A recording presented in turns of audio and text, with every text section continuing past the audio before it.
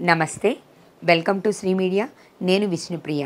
September నెల రాశి ఫలితాలు ఎలా ఉన్నాయి, 12 రాశుల వాళ్ళకి సెప్టెంబర్ నెలలో ఎలా ఉందో ఇప్పుడు తెలుసుకునే ప్రయత్నం చేద్దాం. మనతో పాటు ఉన్నారు గురువుగారు లక్ష్మీనారాయణ గారు. గురువుగారితో మాట్లాడి 12 రాశుల యొక్క వివరాలు తెలుసుకుందాం. నమస్తే గురువుగారు. నమస్కారం. ఈ నెలలో సెప్టెంబర్ నెలలో 12 రాశుల వాళ్ళ యొక్క ఫలితాలు ఎలా ఉన్నాయో మనం ఒక్కొక్క రాశి ద్వారా తెలుసుకుందామా గురువుగారు? మంచిది. ముందు రాసులు, గ్రహాలు. ఆ గ్రహాల వల్ల మనకు ఎటువంటి సమస్యలు వస్తున్నాయి, ఆ గ్రహాలు మనల్ని ఇబ్బంది పెట్టడానికి మనం చేసుకుంటున్నటువంటి దోషాలు ఏమిటి, అది ముందు తెలుసుకొని ఈ 12 రాసుల ఫలితాలు చెప్పుకుందాం. మన ప్రవర్తనే మనల్ని గ్రహాలు వేధిస్తున్నాయి అనేది ప్రతి వాళ్ళు ఏం చేస్తున్నారంటే, ఏ గ్రహం బాగాలేదు, ఏ దోషము, దానికి ఏం చేయాలి, గ్రహ దోషాలకే చేస్తున్నారు. కానీ ఈ గ్రహాలు పట్టడానికి తగినటువంటి మనం చేస్తున్నటువంటి దుష్కార్యాల గురించి ఎవరూ ఆలోచించట్లేదు. అవును, వచ్చిన వాటికి పరిహారాలు చూస్తారు, ఎందుకు వస్తున్నాయి అనేది తెలుసుకోవట్లేదు. వచ్చినటువంటి దుష్కార్యాలకి ఫలితం ఏమిటి, దీనికేంటి, గ్రహాల వల్లే వస్తున్నాయి అనుకుంటున్నారు. కానీ నీ ప్రవర్తన వల్ల వస్తున్నది అనేది ఎవరు కనుక్కోలేకపోవటం చేత జ్యోతిష్యం బాగాలేదు, జ్యోతిష్యం సరిగా చెప్పటం లేదు, పూజలు సరిగా చేయట్లేదు, జపాలు చేయటం లేదు, బ్రాహ్మణులు మోసం చేస్తున్నారు, జ్యోతిష్యులు మోసం చేస్తున్నారు, జ్యోతిష్యం ఉన్నదా లేదా అనేటువంటి అనుమానాలు వస్తున్నాయి. జ్యోతిష్యం ఉంది, దేవుడు ఉన్నాడు, 4 వేదాలు ఉన్నాయి, వేదాల్లో భాగాలు ఇవన్నీ. కాబట్టి దాన్ని ఎట్లా చేస్తే మనకు బాధలు పోతాయి. దైవ సంబంధమైన పూజలు, జ్యోతిష్యం రెండూ కలిపి చేయటానికి మేము సిద్ధంగా ఉన్నాం. అటువంటి వాటిలో అందరూ పాల్గొనండి. స్వస్తి. సెప్టెంబర్ నెలలో కన్యా రాశి వారి యొక్క రాశి ఫలితాలు ఎలా ఉన్నాయో గురువుగారి ద్వారా తెలుసుకుందాం.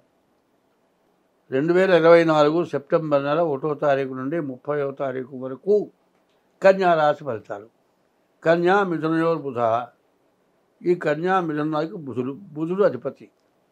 ఈ రాశి వాడికి బుధుడు బాగాలేడు, కానీ శుక్రుడు, శని, గురువు, కుజుడు 4 గ్రహాలు బాగున్నాయి. శని వల్ల అన్ని రకాల పనులు అవుతాయి. శని ఎప్పుడైతే చెడుగా ఉంటాడో, అమ్మో శని పట్టాడు, నల్లగా అబ్బో శని వచ్చి నడుస్తున్నాడు వీడు అంటారు. శని దుర్మార్గుడు కాదు, మంచివాడి. శనిని ఎవరైతే పూజిస్తారో వాళ్ళని శని వేధించడు. కొన్ని ముఖ్యమైన మాటలు చెప్పక తప్పట్లేదు. స్నానం చేసేటప్పుడు గుడ్డ జరగకపోతే శని పడతాడు, వేళగాని వేళల్లో నిద్రపోతే శని పడతాడు. మరి ఈ శని వల్ల బయటికి వెళ్ళేటప్పుడు గుడ్డ ఏదైనా తగిలి చిరిగితే శని పడతానని గుర్తు తెలియపరుస్తాడు. స్నానం చేస్తే గుడ్డ తడవకపోయినా, గుడ్డ చిరిగినా, వెళ్ళేటప్పుడు అంతా పాలిస్తారు గుడ్డలు. ఎవడో బీడో సిగరెట్ కాల్చిపోతూ ఉంటాడు, ఆ రవ్వ వచ్చి మన గుడ్డ మీద పడుతుంది. అది వెంటనే చల్లారిపోతుంది, కానీ గుడ్డకి కాలిన బెద్దం పడుతుంది. కాలును గుడ్డ కట్టుకున్నా, గుడ్డ చిరిగినా, గుడ్డ తడవకుండా స్నానం చేసినా శనిపడతాడు. బయలుదేరి బయటికి వెళ్ళేవాడు ఎక్కడికి వెళ్తున్నావు అడిగినా శనిపడతాడు. నీ కూడా వస్తా ఉండంటే శనిపడతాడు. అంటే ఎవరు, నే శని వస్తున్నాడు, నీ కూడా వస్తాడు, నీ కూడా వస్తానంటే శనిపడతాడు. కాబట్టి వాళ్ళని తిట్టొద్దు, నిన్ను తిట్టుకో, కొద్దిసేపు ఆగిళ్ళు. తర్వాత శకునాలు. కొత్త కుండ తీసుకుని ఎదురొచ్చిన నల్ల పిల్లి కానీ తెల్ల పిల్లి కానీ పిల్లి ఎదురొచ్చినా శని తెలియపరుస్తున్నా, రే నీకు పడుతున్నాడా, జాగ్రత్తగా తప్పించుకోరా ఎదవా అని చెబుతున్నాడు. కాబట్టి శనిని తిట్టద్దు, మనల్ని మనం తిట్టుకున్నాం. కాబట్టి శని ఎప్పుడు మంచివాడే.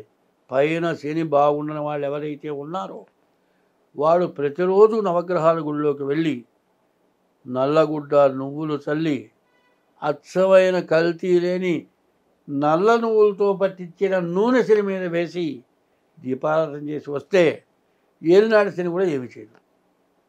కాబట్టి అటువంటి శని బాగున్నాడు, ఆల్రౌండర్, అన్ని రకాలుగా ఉపయోగపడతాడు. గురువు లక్ష్మీ స్థానంలో 9 ఉంటున్నాడు, గురువు బాగున్నాడు, కుజుడు బాగున్నాడు, శుక్రుడు బాగున్నాడు, చాలా రకాలుగా బాగుంది. అయితే రాహుకేతువులు బాగాలేరు, బుధుడు బాగాలేడు, రవి బాగాలేడు. ఎందుకంటే స్త్రీ చిత్తం పురుషుడు భాగ్యం అన్నారు. రాహుకేతువుల వల్ల వివాహాది శుభకార్యాలు. రాక్షసు కూడా రంభలా కనపడుతున్నప్పటికీ తర్వాత అలవాటు పడిన తర్వాత దాని శక్తి చూపిస్తుంది. వాడి శక్తితో దాని శక్తితోటి మళ్ళీ ఇంకా ఆడమనిషి జోలి ఇవ్వకూడదు అన్నంత పరిస్థితి తీసుకొస్తుంది. కాబట్టి రాహు, కేతువు, రవి, బుధుడు ఈ గ్రహాలు బాగా లేవు. కాబట్టి ఎవరి చేతిలో నా పడ్డారంటే మాత్రం ధ్వంసమే. అది మాత్రం గుర్తుపెట్టుకోండి. వివాహం చేసుకునేటప్పుడు కూడా పూర్తిగా మీ జాతకాలు చూపించుకొని వివాహం చేసుకోండి. వివాహం అయిన మర్నాడే ఇద్దరికి పేచి వచ్చే లక్షణాలు ఉన్నాయి. కాబట్టి కోర్టులకు ఎక్కుతారా, విడాకులు తీసుకుంటారా, జైలు పాలు అందరినీ చేస్తారా, ఇటువంటివి లేకుండా ఉండాలంటే ముందు మీ జాతకరీత్యా మరి షష్టాష్టకాలు, మరి రాహు కాలసర్ప దోషాలు, కుజ దోషాలు, పితృదోషాలు ఇటువంటివి ఏమన్నా ఉన్నాయో చూపించుకొని మీరు వివాహం చేసుకోండి. వివాహంలో మాత్రం ఎటువంటి అజాగ్రత్త పడద్దు, చాలా జాగ్రత్తగా ఉండండి. అయితే మీకు అంతా బాగుంది. స్వస్తి. ధన్యవాదాలు గురువుగారు. ఈ రాశి యొక్క ఫలితాలు గురువుగారు తెలియజేశారు కదా. ఇంకా మీకు ఏమన్నా సమస్యలుంటే గురువుగారిని సంప్రదించి పరిష్కారాల గురించి తెలుసుకోండి. నమస్తే.